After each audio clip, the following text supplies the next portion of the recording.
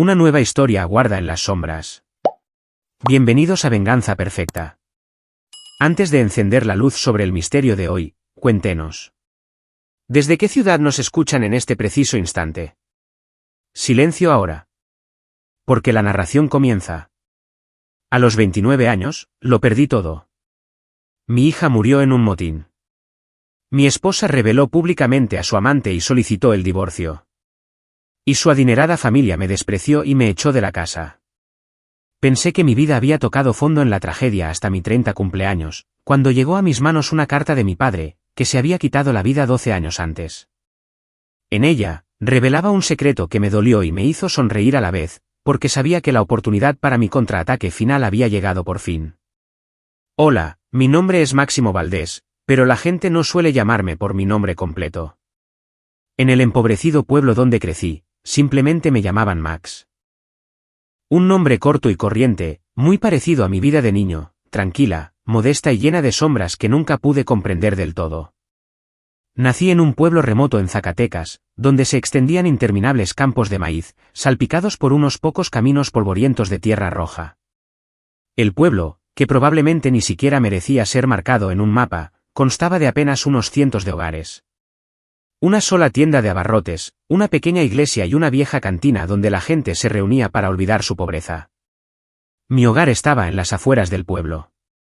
Una casa de madera destartalada con un techo de lámina oxidado que crujía cada vez que soplaba el viento de invierno.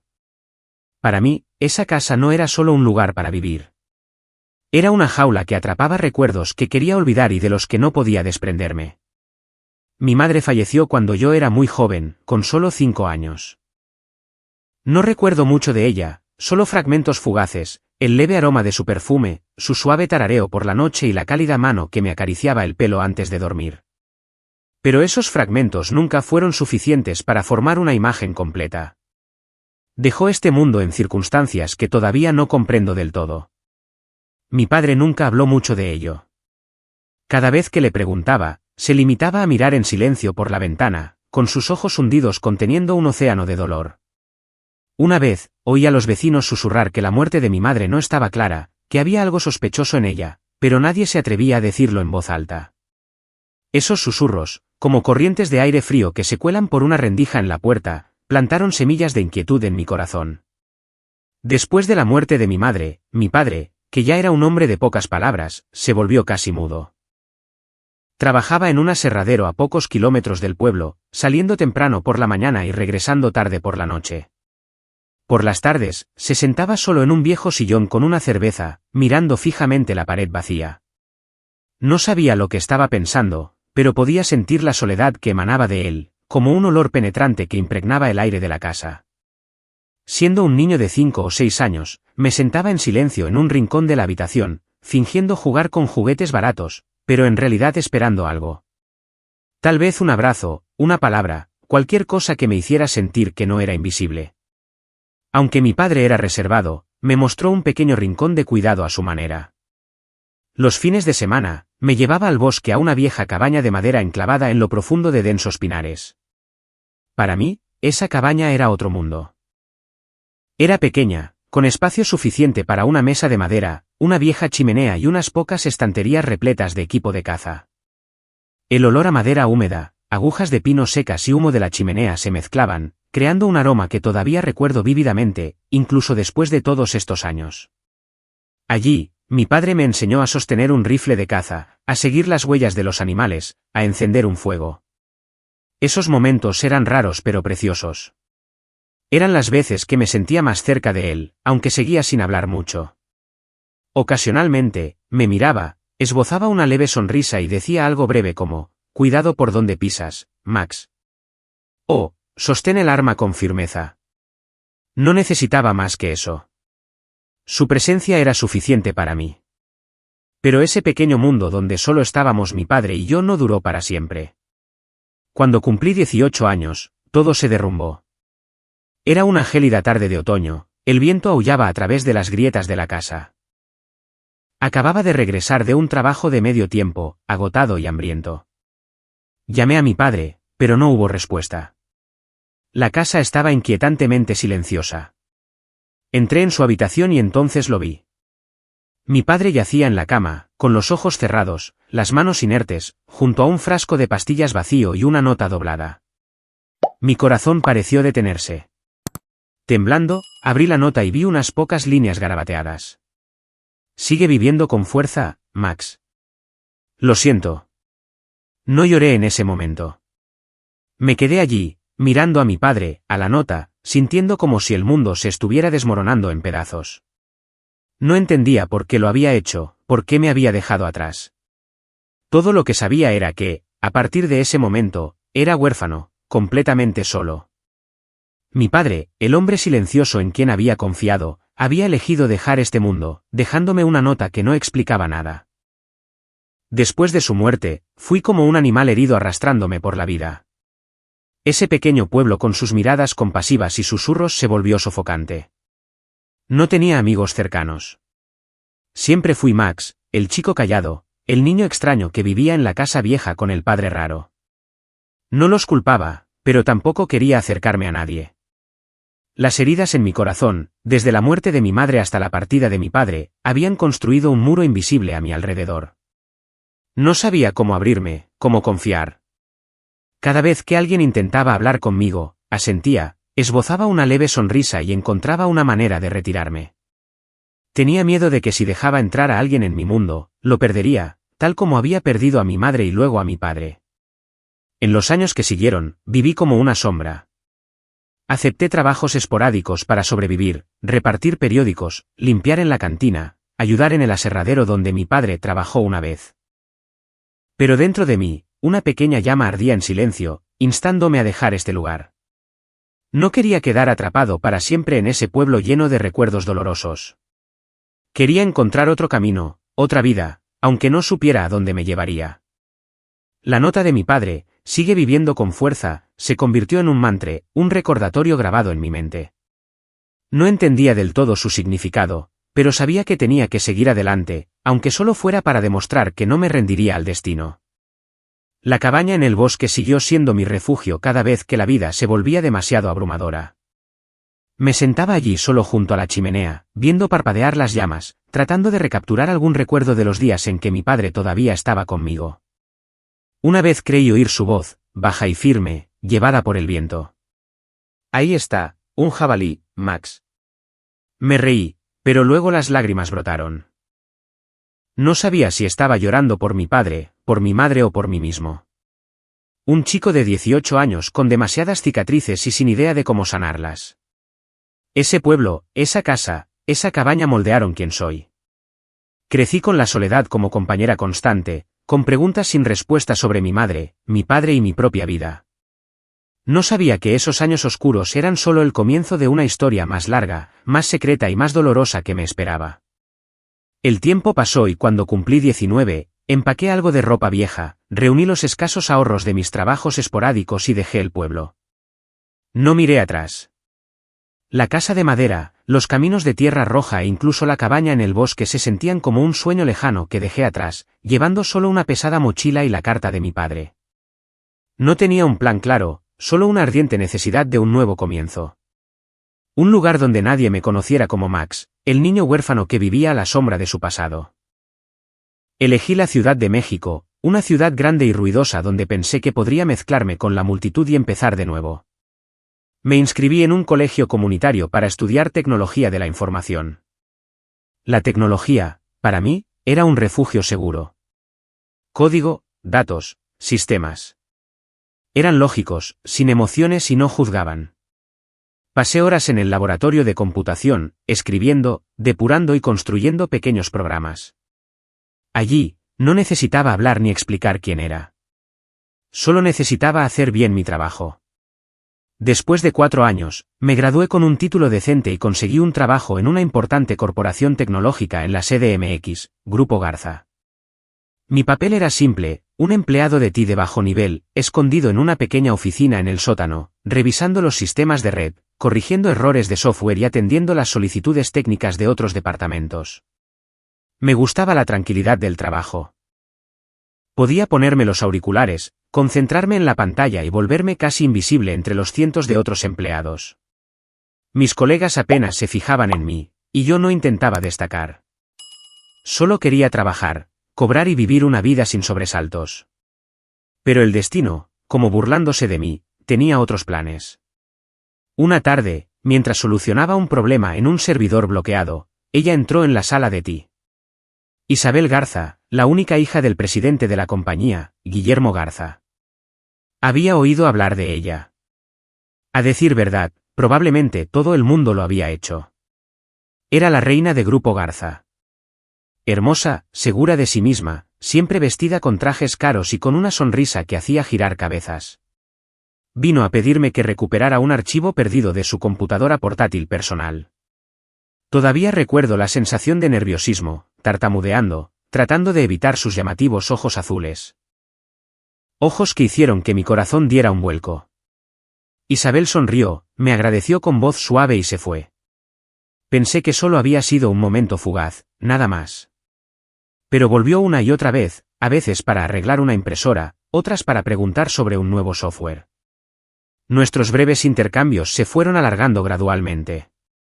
Empecé a darme cuenta de que Isabel no era como decían los rumores. No era arrogante ni distante. Tenía curiosidad por mí, por el código que escribía, por los libros técnicos en mi escritorio. Un día, me invitó a tomar un café después del trabajo, y yo, un chico tranquilo de ti de un pueblo perdido, acepté sin saber muy bien por qué. Empezamos a salir en secreto, como dos ladrones en los relucientes pasillos de Grupo Garza. Sabía que no pertenecía al mundo de Isabel. Ella creció en el lujo, estudió en el extranjero en Europa, vivió en penthouses con vistas a la ciudad. Yo solo era un chico de pueblo con zapatos gastados y un pasado lleno de cicatrices. Pero con ella, me sentía vivo. Verdaderamente vivo. Por primera vez desde la muerte de mi padre, Isabel me hizo reír, me hizo olvidar las largas noches a solas en mi pequeño apartamento alquilado. Ella compartió sus sueños de liberarse de la sombra de su familia, y yo le conté pequeñas historias sobre mi pueblo. Aunque siempre evitaba mencionar a mi madre, a mi padre o los rincones oscuros de mi corazón. 6 meses después, me arrodillé en un pequeño parque al atardecer y le propuse matrimonio con un anillo barato que había ahorrado durante meses para comprar. Isabel lloró, asintió y me abrazó con fuerza. Pensé que era el momento más feliz de mi vida. Pero la felicidad, resulta, siempre tiene un precio. Nuestra boda tuvo lugar rápidamente, casi de forma inesperada. Una pequeña ceremonia con solo familiares y amigos cercanos, pero la noticia se extendió como la pólvora por Grupo Garza. El chico de ti se casó con la hija del presidente. Oí los susurros a mis espaldas, las miradas curiosas teñidas de envidia y desdén. Intenté que no me importara. Solo quería construir una vida con Isabel, un hogar que nunca había tenido. Pero su familia, especialmente su padre, Guillermo Garza, no me aceptó fácilmente. Era un hombre alto con cabello entrecano, siempre con trajes a medida, que exudaba una autoridad que hacía que los demás se inclinaran. La primera vez que lo conocí en su espaciosa oficina del último piso, me midió con una mirada fría. Este tipo, le dijo a Isabel, como si yo no estuviera allí. No tiene nada más que unas pocas líneas de código. Isabel me defendió, pero vi la decepción en sus ojos.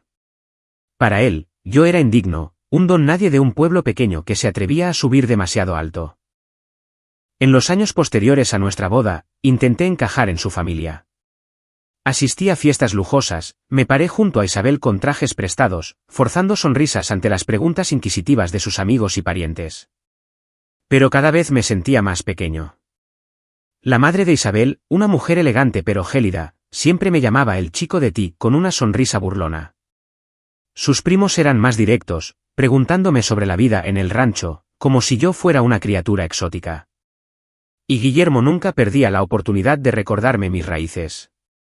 Deberías estar agradecido de estar aquí, Max, dijo en una cena, su voz baja pero afilada como una cuchilla. No todo el mundo tiene la oportunidad de entrar en este mundo. Me tragué esas palabras, intentándolo por el bien de Isabel. Ella era mi luz, la razón por la que me levantaba cada mañana. Tuvimos una hija, Isabella, un angelito de cabello rubio y ojos como los de su madre. Cada vez que miraba a Isabella, me decía a mí mismo que tenía que ser fuerte, que debía aguantar por ella, por la pequeña familia con la que tanto había soñado. Pero en el fondo, el desdén de los Garza me atravesaba como fragmentos de vidrio. Sentía que no pertenecía. Ni en sus lujosas habitaciones, ni en sus conversaciones sobre dinero y poder. Yo solo era Max, el chico de un pueblo perdido, con cicatrices que nadie podía ver. Trabajé duro, ascendiendo lentamente en el departamento de Ti, pero sabía que siempre sería un extraño a sus ojos. Cada noche, acostado junto a Isabel, me preguntaba si ella era realmente feliz conmigo o si solo estaba demostrando algo a su familia. No me atrevía a preguntar, por miedo a la respuesta. Todo lo que sabía era que, incluso con Isabella e Isabel, todavía me sentía solo, como si todavía fuera aquel chico de 18 años de pie en la casa de madera, mirando el cuerpo sin vida de mi padre junto a un frasco de pastillas vacío. Esos años, viví como un equilibrista, tratando de equilibrar mi amor por Isabel, la alegría de las sonrisas de Isabella y las dagas invisibles de su familia. Cada vez que Isabella corría a mis brazos llamando, «Papi», con su voz clara y brillante, sentía que cada herida valía la pena. Solo tenía 4 años, con cabello dorado y ojos tan azules como los de su madre. Pero su sonrisa era mía. Tímida, sincera. Pasaba horas con ella, leyendo cuentos, construyendo castillos de bloques de madera o simplemente viéndola dormir, en silencio, jurando darle una vida mejor de la que yo había tenido. Pero el destino, como un bufón cruel, nunca me dejó descansar. Cuando tenía 29 años, la tragedia golpeó, una tormenta que arrasó todo lo que apreciaba. Era un martes, el cielo de la Ciudad de México gris y lloviznaba. Estaba en la oficina arreglando un sistema caído cuando sonó mi teléfono. La voz temblorosa de un extraño me dio noticias del preescolar de Isabella. Un motín, lo llamaron así, pero más tarde supe que fue un ataque dirigido. Un extraño armado había irrumpido, desatando el caos. E Isabella, mi pequeña, se convirtió en una víctima, desaparecida para siempre. Yacía allí, en el pasillo de la escuela, pequeña y frágil, cuando corrí a su lado, encontrando solo un frío silencio. No recuerdo si grité o me quedé paralizado. Todo lo que recuerdo es la sensación de que mi corazón se desgarraba, el mundo colapsando bajo mis pies. Sostuve a Isabella, su cuerpo ya frío.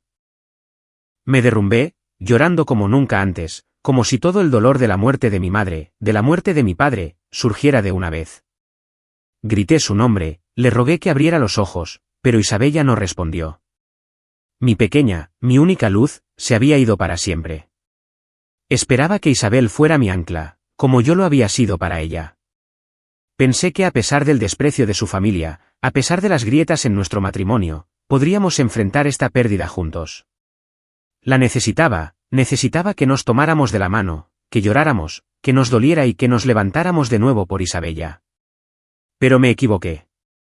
Isabel, la mujer que amaba, la que pensé que era mi destino, me dio la espalda de la manera más cruel. Apenas unas semanas después del funeral de Isabella, Isabel se volvió distante. Evitaba mis ojos, mi contacto. Pensé que estaba de duelo como yo, así que traté de ser paciente, de consolarla. Pero una tarde, al volver a nuestro apartamento, la encontré en el sofá junto a un extraño. Llevaba un traje caro y una sonrisa petulante. Era su amante.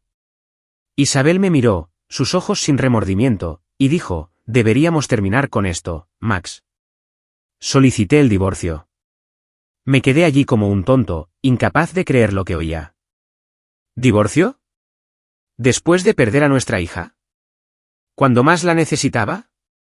Quería gritar, preguntar por qué, pero la voz se me quedó atrapada en la garganta. Ella continuó, su tono plano como si recitara un discurso. Tú no perteneces a este mundo, Max. Nunca lo hiciste. Miré a la mujer que amaba y me di cuenta de que ya no era mi Isabel.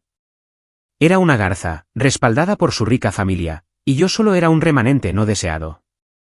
Al día siguiente, recibí una carta de despido de Grupo Garza. Era breve, fría, firmada por Guillermo Garza, mi suegro. No necesitó verme, no necesitó explicar. Para él, yo era una mancha que debía borrarse. Perdí mi trabajo, a mi esposa y pronto mi hogar. El apartamento, el coche, incluso nuestra cuenta bancaria conjunta, todo estaba a nombre de los Garza.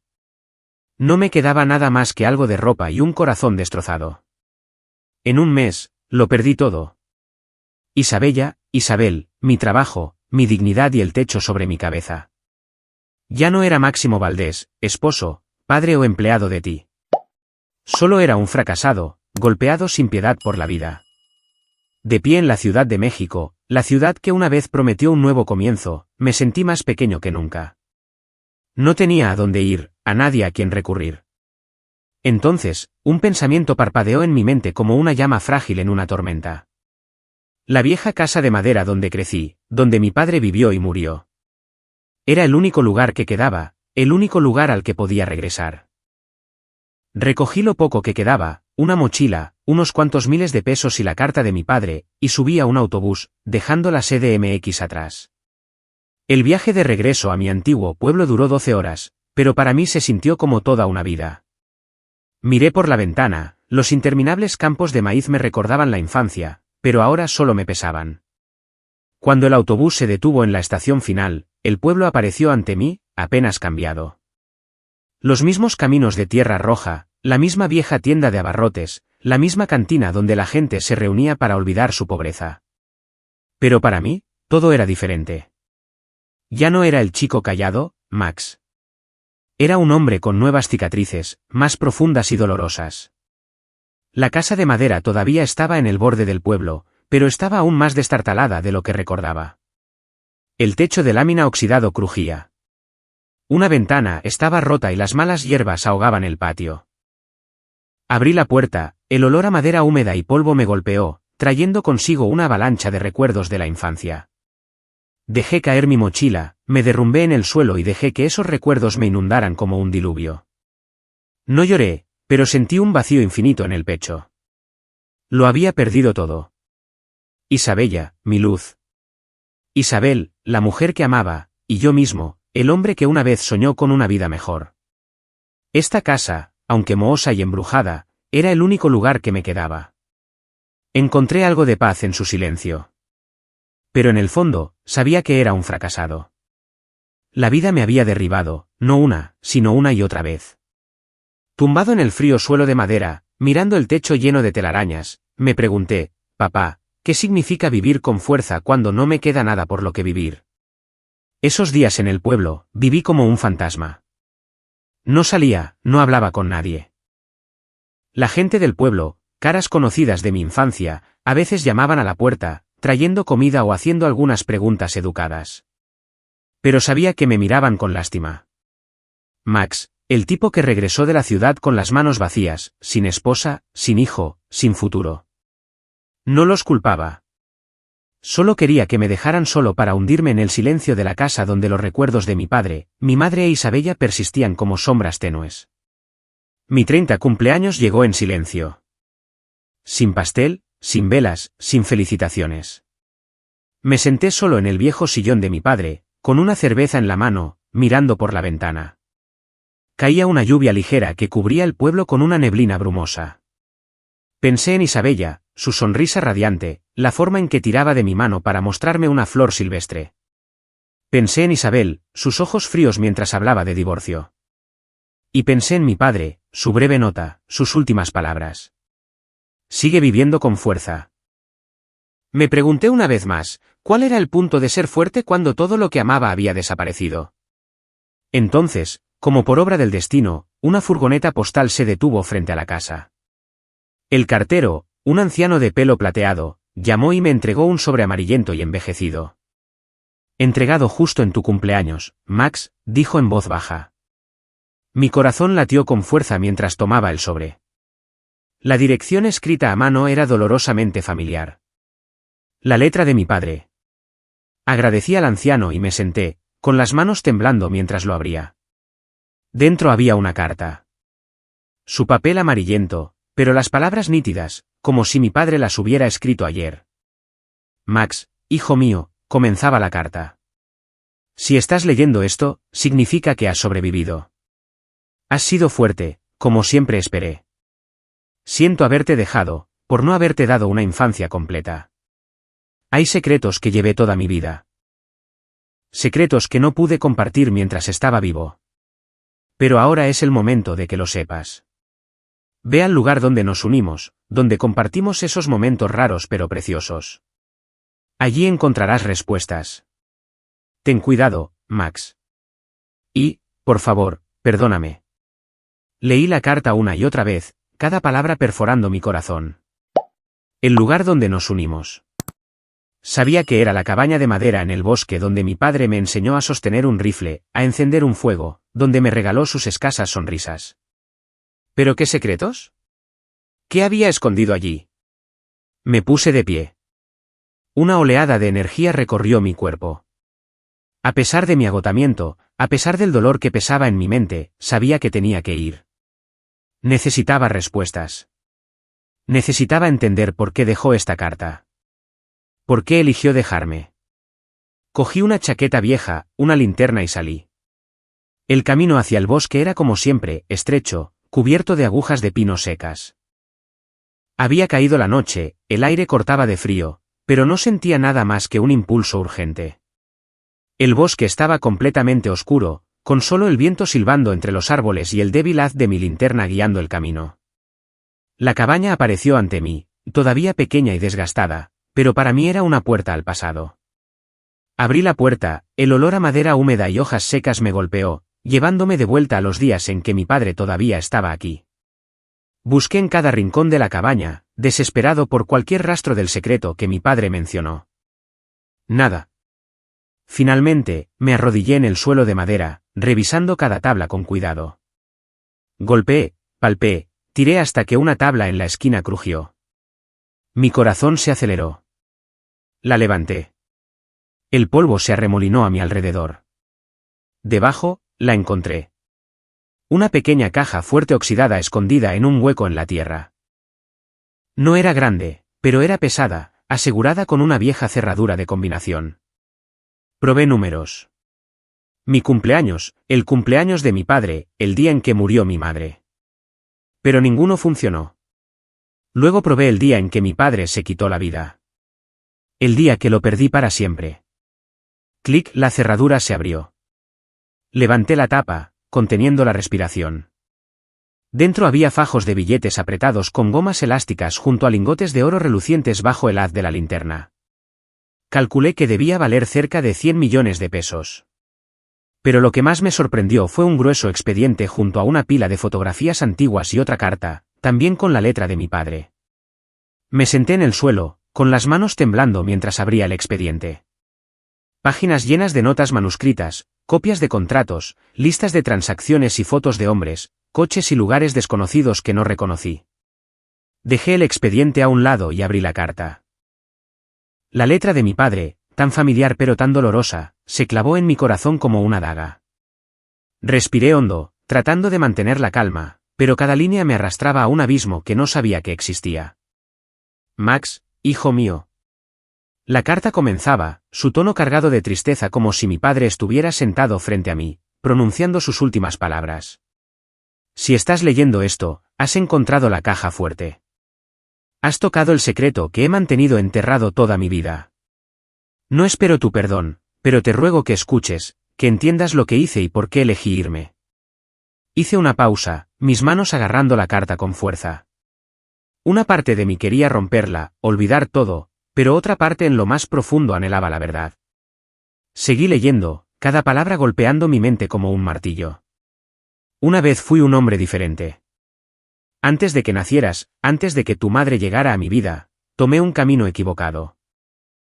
Trabajé para una organización criminal, una red cuyo nombre no deberías saber. No era un pistolero, ni un asesino, pero era parte de ella. Blanqueando dinero, ocultando transacciones, haciendo cosas que sabía que estaban mal. Pensé que podría controlarlo, que podría alejarme cuando quisiera. Pero ese mundo nunca deja ir a nadie. Se me hizo un nudo en la garganta. Mi padre, el hombre silencioso que me enseñó a encender un fuego en la cabaña, parte de un submundo criminal. Lo imaginé con sus ojos tristes, sentado en habitaciones oscuras, tratando con hombres peligrosos. La imagen se sentía extraña pero dolorosamente real porque sabía que no mentía. Esta carta era la verdad, cruda y despiadada. Entonces apareció tu madre, continuaba la carta. Ella era mi luz, la razón por la que quería cambiar. Cuando naciste, decidí traicionar a la organización. Me convertí en informante de la policía, dándoles información para desmantelar la red. Pensé que podría salvar a tu madre. Salvar a nuestra familia. Pero me equivoqué. Lo descubrieron. A tu madre, la mataron para castigarme. No fue un accidente, Max. Fue mi culpa. Me detuve, las lágrimas corrían por mi rostro. Mi madre, a quien solo recordaba a través de fragmentos fugaces. Su perfume, su tarareo, su mano cálida, murió por culpa de mi padre. Quería estar enojado, gritar, pero no pude. Solo sentí dolor, un dolor profundo y abrasador, como si la hubiera perdido de nuevo. Me obligué a seguir leyendo, aunque cada palabra picaba como sal en una herida. Tuve la suerte de escapar con vida, e hice todo lo posible para salvarte. Nos pusieron en un programa de protección de testigos. Por eso vinimos a este pueblo remoto, viviendo una vida oculta. Corté todo contacto con el mundo exterior. Sin amigos, sin familia, solo tú y yo. Quería darte una vida segura, pero sé que fallé. Dejé que crecieras en soledad, falto de afecto. No pude darte una familia completa, y eso me atormentaba cada día. Pensé en mis años de infancia, la fría casa de madera, las tardes en que mi padre se sentaba en silencio con una cerveza, sus ojos vacíos. No solo estaba de luto por mi madre. Llevaba el peso de la culpa. El dolor de un hombre que vive con un secreto demasiado grande para soportar. Comencé a entender por qué era tan callado. ¿Por qué mantenía la distancia? No era porque no me amara, sino porque tenía miedo. Miedo de que el pasado lo alcanzara. Miedo de que me hicieran daño. El dinero y el oro en la caja fuerte, escribió, son el fondo ilícito que tomé de la organización antes de huir. Lo llamé mi seguro de supervivencia para asegurarme de que tuvieras un futuro incluso si yo no estaba allí. Cuando cumpliste 18 años, supe que te habías vuelto lo suficientemente fuerte como para valerte por ti mismo. Elegí irme, Max, no porque no te amara, sino porque no podía vivir con el dolor de perder a tu madre, con la culpa de arrastrarla a la oscuridad. Pensé que al irme te liberaría de la sombra de mi pasado. Pero ahora te dejo con esta verdad y una elección. Puedes quedarte con el dinero, vivir una vida rica y despreocupada, o puedes enfrentar la verdad, aunque será doloroso. La decisión es tuya. Creo en ti, Max. Doblé la carta, mi mente en un caos. Estaba furioso y desconsolado a la vez. Furioso porque mi padre había seguido un camino criminal, porque dejó morir a mi madre, porque me crió en una mentira, pero también desconsolado, porque entendía su sacrificio. Vivió su vida en culpa y dolor para protegerme. Eligió la muerte para que yo pudiera vivir, aunque esa vida estuviera marcada por cicatrices. Apreté la carta contra mi pecho, las lágrimas caían sobre el frío suelo de madera de la cabaña. Quería gritar, preguntarle por qué, pero solo el silencio respondió. Miré el dinero y el oro en la caja fuerte, brillando bajo el haz de la linterna. Casi 100 millones de pesos, suficiente para reconstruir mi vida, para dejar este pueblo, para olvidar el dolor. Podría comprar una casa nueva, un trabajo nuevo, una vida libre de sufrimiento. Pero luego miré el expediente, sus páginas rebosantes de secretos, y supe que no podía dar la espalda. La verdad, como dijo mi padre, no podía permanecer enterrada para siempre. Pero enfrentarla significaba ¿qué? Desenterrar el pasado, reabrir viejas heridas y quizás confrontar a quienes mataron a mi madre.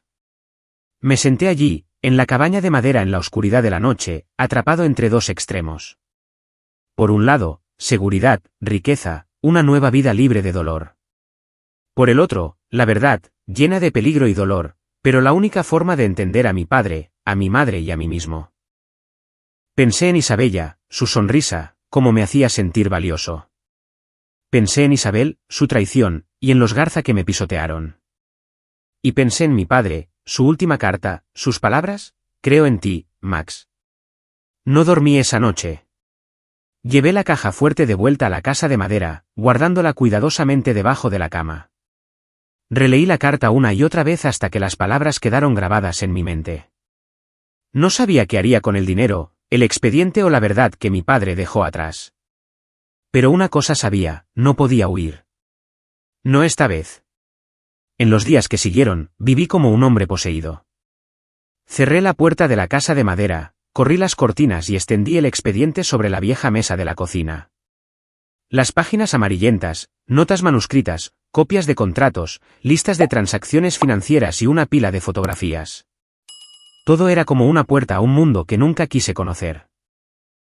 Leí cada página, cada línea, cada número, tratando de darle sentido a lo que mi padre había dejado atrás. Cada hoja era una pieza de rompecabezas, y yo, como un solucionador decidido, comencé a unirlas, aunque cada fragmento apretaba el nudo en mi pecho. Al principio, solo vi nombres y números desconocidos. Empresas fantasma, cuentas bancarias en el extranjero, transacciones multimillonarias hábilmente disfrazadas. Las notas manuscritas de mi padre eran breves pero escalofriantes. Transferir $2 millones vía Islas Caimán o reunirse con R en los muelles. Entregar mercancía 9 de la noche. No lo entendía del todo, pero podía sentir el peligro que irradiaban esas palabras. Las fotografías me produjeron escalofríos. Hombres con trajes caros de pie junto a elegantes coches negros, con ojos fríos y agudos. Almacenes llenos de cajas de madera y lugares brumosos como muelles o depósitos abandonados. Entonces, un nombre apareció en el expediente una y otra vez. Grupo Garza. Pensé que lo había leído mal. Grupo Garza. La corporación propiedad de mi suegro, Guillermo Garza, donde yo había trabajado. Mi corazón latió con fuerza mientras hojeaba las páginas. Las subsidiarias, proyectos y fondos de inversión enumerados en el expediente. Los reconocí. Había vislumbrado estos nombres y archivos de datos durante mi tiempo en la empresa, pero en ese entonces, pensé que solo eran proyectos rutinarios de una corporación masiva. Ahora, leyendo las notas de mi padre, entendí que no eran empresas comerciales. Eran tapaderas, ramas de una red criminal de blanqueo de dinero y violencia en la que mi padre había estado involucrado. Me hundí en una silla, mi mente dando vueltas. La organización criminal que mi padre traicionó, la que mató a mi madre, no era un sindicato sin nombre. Estaba vinculada a Grupo Garza, oculta bajo la pulida fachada de rascacielos, contratos multimillonarios y la prestigiosa reputación de la familia Garza. Y al timón, orquestándolo todo, no era otro que Guillermo Garza, mi suegro. El hombre que me miraba con desprecio, que me despidió, que estuvo detrás del colapso de mi vida. Volví a mirar las fotos, examinando cada una de cerca. En una foto antigua tomada en un muelle, lo vi. Guillermo Garza, más joven, su cabello aún no veteado de gris, pero esos ojos fríos e inconfundibles. Estaba de pie junto a otro hombre, probablemente el jefe que mi padre mencionó en su carta. Temblé, no de frío, sino de la rabia y el horror que surgían dentro de mí. Cada pérdida en mi vida, el asesinato de mi madre, el suicidio de mi padre, mi familia rota, se remontaba a este hombre. No era solo un suegro que despreciaba mis humildes orígenes. Era el arquitecto de la muerte de mi madre, la fuerza que llevó a mi padre a la desesperación, y muy posiblemente el responsable indirecto de llevarse a Isabella, de destruir la vida que había luchado por construir. Me levanté y caminé por la casa de madera, tratando de reprimir mi ira. Quería golpear las paredes, gritar, confrontar a Guillermo Garza de inmediato, pero sabía que no podía actuar precipitadamente. Necesitaba pensar, entender más. Regresé a la mesa, sumergiéndome de nuevo en el expediente. Cada página como otra puñalada. Los registros financieros mostraban millones canalizados a través de las subsidiarias de Grupo Garza, coincidiendo con proyectos que había visto en los servidores de la empresa. Las notas manuscritas de mi padre detallaban cómo reunió pruebas en secreto, documentando reuniones y transacciones para la policía. Pero el costo de su traición fue la vida de mi madre y la suya propia. Estaba dividido.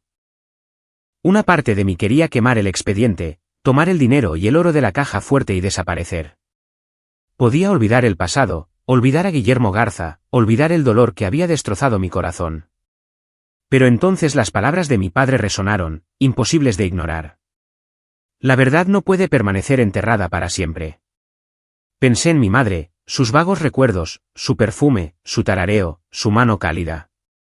Pensé en mi padre, sus años de soledad, cargando con la culpa y el dolor. Y pensé en Isabella, mi única luz, a quien nunca volvería a abrazar. No podía dar la espalda. No porque fuera valiente, sino porque no podía vivir sabiendo que había elegido la cobardía. Guillermo Garza, su familia y su red criminal tenían que pagar. No solo por mi madre, por mi padre, sino por mí. Por Máximo Valdés, un hombre maltratado por la vida, pero que aún seguía en pie, con el corazón lleno de cicatrices y todo. Decidí tomar el camino más difícil. Entregar todo el expediente a las autoridades. Sabía que desencadenaría una batalla legal, una en la que yo, un tranquilo chico de ti, me enfrentaría a una familia poderosa. Pero no tenía nada que perder. Había perdido a mi madre, a mi padre, a Isabel, mi dignidad. Todo lo que tenía era la verdad, y la usaría para buscar justicia. El dinero y el oro en la caja fuerte, los dejé intactos debajo de la cama. No sabía qué hacer con ellos todavía. Para mí, no eran solo riqueza. Eran el legado de mi padre. Manchados por el crimen, pero nacidos de su sacrificio para protegerme. Cada vez que los miraba, lo veía a él. Su dolor y el amor que nunca expresó en voz alta. No podía tocarlos. Todavía no. No mientras llevaba la misión que él me había dejado. Me senté y escribí un plan meticuloso. Sabía que Guillermo Garza no era un enemigo fácil. Tenía dinero, poder y una red lista para aplastar a cualquiera que se atreviera a oponerse a él. Pero no tenía miedo. No porque fuera fuerte, sino porque no me quedaba nada que temer.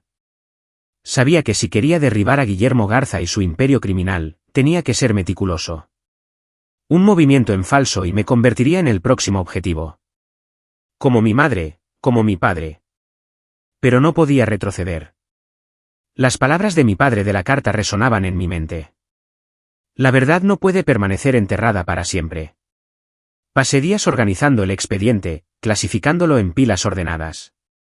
Copié cada página, cada nota, cada fotografía, manejándolas con el cuidado de un arqueólogo que preserva artefactos de valor incalculable. Usé un viejo escáner que encontré en un rincón de la casa, una reliquia que mi padre usó una vez para almacenar documentos. Cada vez que el escáner gemía, una oleada de adrenalina recorría mi cuerpo. Esto no era solo copiar papeles. Era el primer paso en mi guerra. Con las habilidades de ti que una vez me habían permitido ganarme la vida en Grupo Garza, sabía cómo cubrir mis huellas. Configuré un sistema de encriptación simple pero efectivo usando una vieja computadora portátil que compré en una tienda de segunda mano en el pueblo. Creé una cuenta de correo electrónico anónima, sin vincular a ninguna información personal, y envié los documentos escaneados a 3 destinatarios: la Fiscalía General de la República, FGR, la Policía de Investigación de la CDMX y un periodista de investigación que encontré en línea conocido por exponer escándalos corporativos. En el correo electrónico, incluí una breve nota. Pruebas de actividad criminal por parte de Grupo Garza. Los originales están almacenados de forma segura. Investiguen. También proporcioné instrucciones vagas sobre la ubicación del original, un apartado de correos en un pueblo cercano, para asegurarme de que si alguien venía a buscar, no me encontrarían de inmediato. Pulsé enviar, con el corazón latiendo con fuerza. La pantalla parpadeó y luego mostró enviado. Sentado en la mohosa casa de madera, sentí como si acabara de lanzar una bomba sobre la Ciudad de México. Sabía que no había vuelta atrás. Guillermo Garza no se quedaría de brazos cruzados. Cazaría al traidor. Y aunque era anónimo, me enfrentaría al peligro. En los días que siguieron, apenas salí de casa. Seguí las noticias en un televisor viejo y a través de la débil conexión a Internet del pueblo. Apenas una semana después, la historia estalló. Apareció un primer artículo con un titular sensacionalista. Grupo Garza, imperio multimillonario o fachada criminal. Citaba documentos filtrados que exponían transacciones financieras turbias, empresas fantasma y vínculos con actividades ilegales. El nombre de Guillermo Garza fue mencionado, no como un empresario exitoso, sino como sospechoso en una red criminal de larga data. Me senté frente al televisor, agarrando una botella de cerveza, viendo a Guillermo Garza en las noticias de la noche. Salió de un edificio rodeado de reporteros, con los ojos tan fríos como siempre, pero delatando un atisbo de tensión. Sin comentarios, repitió, pero capté el temblor en su voz, algo que nunca había oído en el hombre que siempre parecía tener el control. Artículos y comentarios en línea se propagaron como la pólvora, tildando a Grupo Garza de imperio criminal y exigiendo una investigación exhaustiva. La familia Garza se sumió en una crisis. Leí sobre reuniones de emergencia y disputas internas. Isabel, mi exesposa, apareció en un breve artículo, con un aspecto más demacrado del que jamás la había visto. Ya no era la reina de Grupo Garza, solo una mujer atrapada en la tormenta. No me sentí reivindicado, pero tampoco sentí lástima. Ella había tomado su decisión cuando me traicionó, poniéndose del lado de su familia. Mientras tanto, Guillermo Garza contraatacó. Oí que contrató a un equipo legal de primer nivel, afirmando que los documentos filtrados eran falsos, un complot de la competencia. Pero yo sabía la verdad. Las páginas del expediente de mi padre no podían descartarse tan fácilmente. Eran el resultado de años en los que él arriesgó su vida para documentar transacciones y reuniones para la policía. Y ahora estaban sacudiendo el imperio que Guillermo Garza había construido. Sabía que estaba buscando al traidor.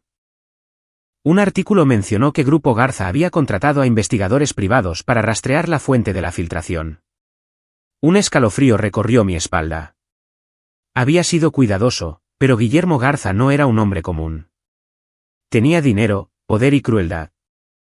Verifiqué 2 veces las cerraduras de la casa, aseguré cada ventana y mantuve la linterna a mi lado cada noche. No tenía miedo de morir. Había perdido demasiado para temer eso, pero quería vivir al menos lo suficiente para ver que se hiciera justicia. Desde la casa de madera, observé todo en silencio. Vi las noticias, leí artículos y seguí el progreso de la investigación. Cada día, el cerco legal se estrechaba alrededor de Guillermo Garza.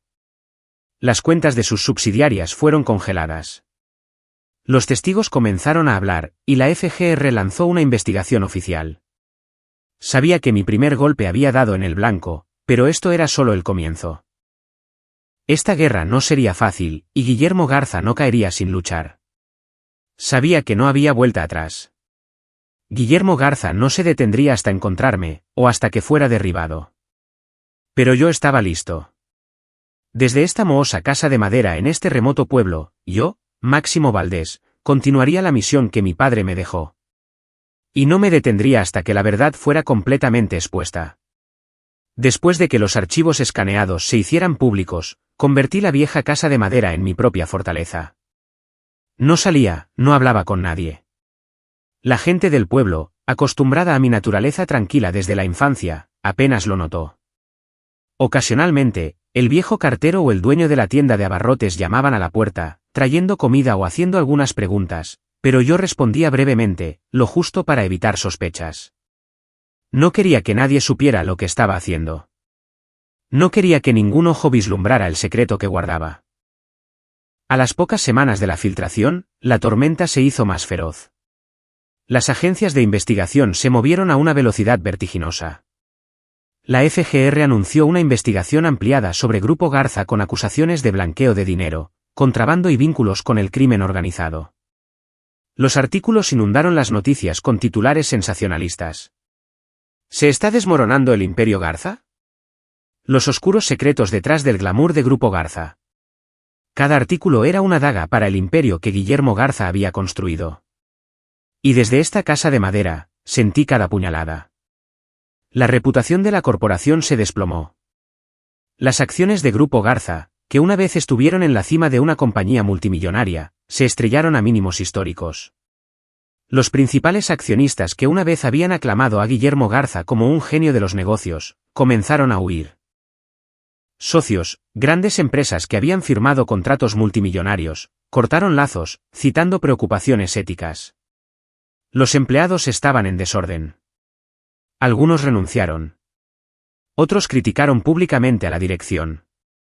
Leí sobre reuniones de emergencia y acaloradas disputas dentro de la familia Garza. Isabel, mi exesposa, fue rodeada por la prensa pero se negó a dar entrevistas. En una foto espontánea, la vi saliendo de un edificio, con el pelo desaliñado y los ojos cansados. Ya no era la mujer segura de sí misma que estaba a mi lado en fiestas lujosas. Ahora era solo un fragmento de la tormenta que yo había desatado. Guillermo Garza, que una vez fue una figura imponente de poder, se convirtió en el punto central del escrutinio. Vi las noticias de la noche mientras aparecía ante las cámaras, saliendo de un tribunal rodeado de su equipo legal. Pero ya no era el Guillermo Garza que conocía. Parecía mayor, con los hombros ligeramente encorvados, el rostro surcado de arrugas y los ojos, aunque todavía tratando de proyectar autoridad, delataban ira y agotamiento. Gritó a los micrófonos de los reporteros: «Esto es una sucia conspiración. Probaré que todo es falso». Pero su voz temblaba y supe que se aferraba al poder que se le escapaba de las manos. Seguí observando. La familia Garza se estaba fracturando. Un artículo mencionó que la madre de Isabel, la elegante mujer que una vez se burló de mí como el chico de ti, intentaba vender acciones para salvar su riqueza. Los primos de Isabel se volvieron unos contra otros, discutiendo sobre quién tenía la culpa del escándalo. Y Isabel, en un raro momento en televisión, apareció demacrada, negándose a responder preguntas sobre su padre. Cada día documentaba los acontecimientos como un soldado en un campo de batalla llevando un diario. Sabía que Guillermo Garza no caería fácilmente. Tenía dinero, conexiones y crueldad. Pero también sabía la verdad. Una vez desatada, no podía volver a ser enterrada. Los documentos de mi padre, las pruebas que arriesgó su vida para reunir, estaban haciendo su trabajo. Eran la chispa que yo había encendido, y ese fuego se estaba extendiendo, consumiendo el imperio Garza. Los meses que siguieron fueron una larga, tensa y dramática espera. Desde la mohosa casa de madera, seguí cada movimiento de la investigación.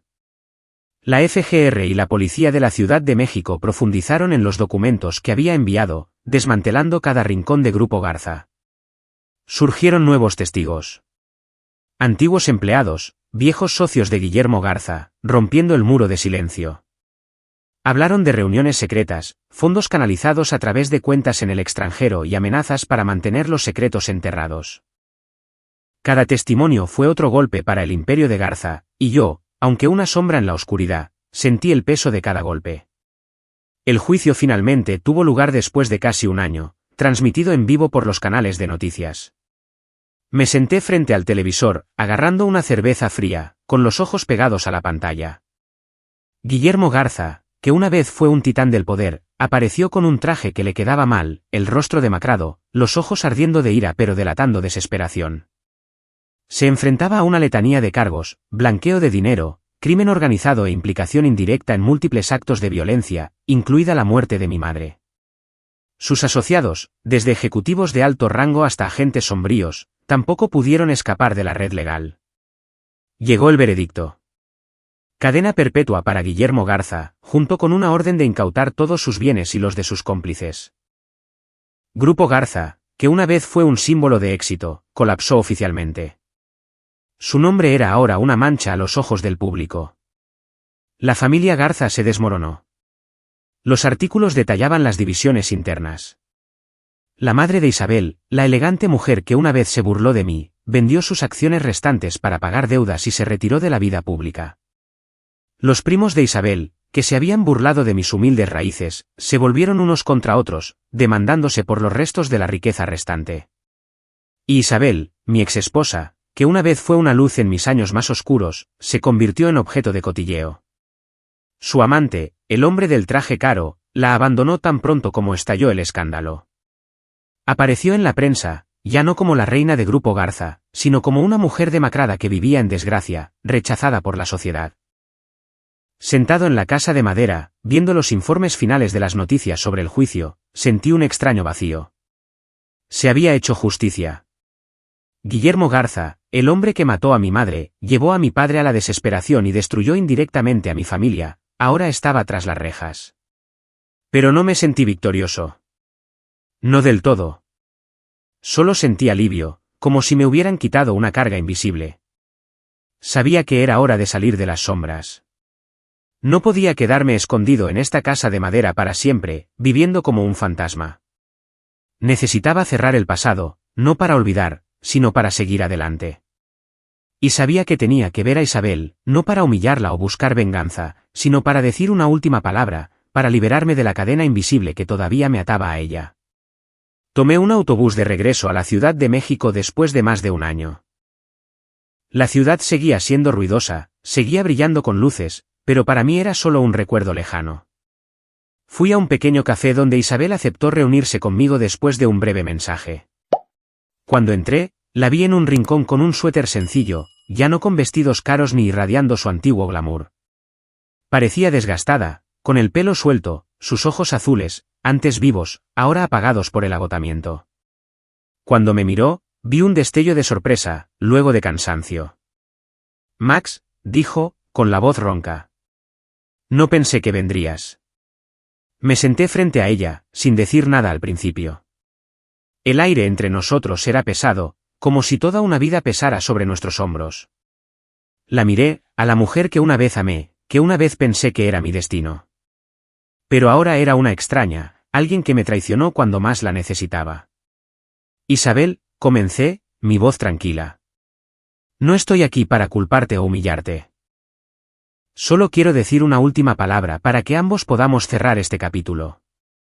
Bajó la cabeza, sus manos apretando su taza de café. «Sé que me equivoqué», susurró. «Elegí a mi familia, el camino fácil, y lo perdí todo». «Lo siento, Max». Negué con la cabeza. «No te odio, Isabel.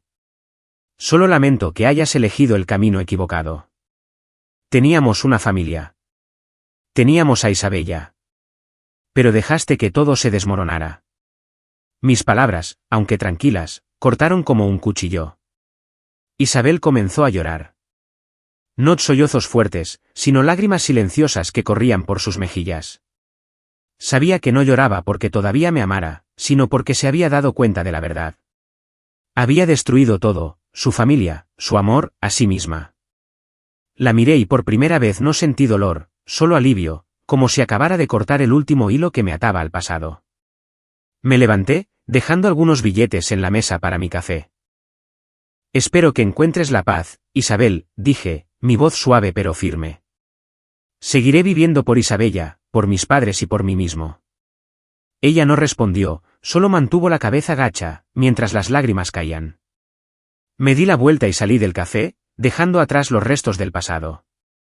Afuera, la CDMX seguía bulliciosa, pero me sentía diferente. Ya no era Max, el chico de pueblo despreciado por los demás, ni Máximo Valdés, el hombre marcado por la vida. Era alguien que se había recuperado a sí mismo, que había resurgido de las cenizas de su vida. Subí a un autobús que salía de la Ciudad de México una vez más, regresando al remoto pueblo donde crecí. Los caminos de tierra roja, los extensos campos de maíz y la vieja casa de madera aparecieron ante mí como una pintura familiar. Pero esta vez, ya no la vi como una jaula que atrapaba recuerdos dolorosos. Era el lugar donde nací, donde una vez vivieron mis padres, donde perdí tanto, pero también donde me redescubrí a mí mismo. Abrí la puerta. El olor a madera húmeda y polvo sin cambios.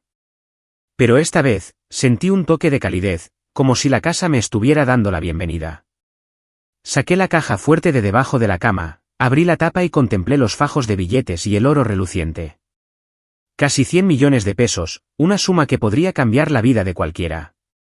Pero para mí, eran más que riqueza.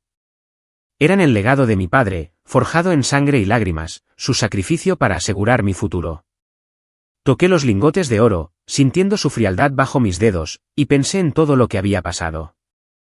Luego cerré la caja fuerte y la deslicé de nuevo a su lugar. No estaba listo para usar el dinero, y quizás nunca lo estaría. En los días que siguieron, comencé a arreglar la casa de madera. Compré pintura, un martillo, clavos y tablones nuevos en la ferretería del pueblo. Remendé el techo de lámina oxidado, reemplacé los marcos de las ventanas rotas y limpié las malas hierbas crecidas en el patio. Cada golpe de martillo, cada capa de pintura era un paso hacia la curación. No me apresuraba ni intentaba hacer la casa grandiosa. Solo quería que fuera habitable, un lugar que pudiera llamar hogar. Esas tareas sencillas me trajeron una paz que no esperaba.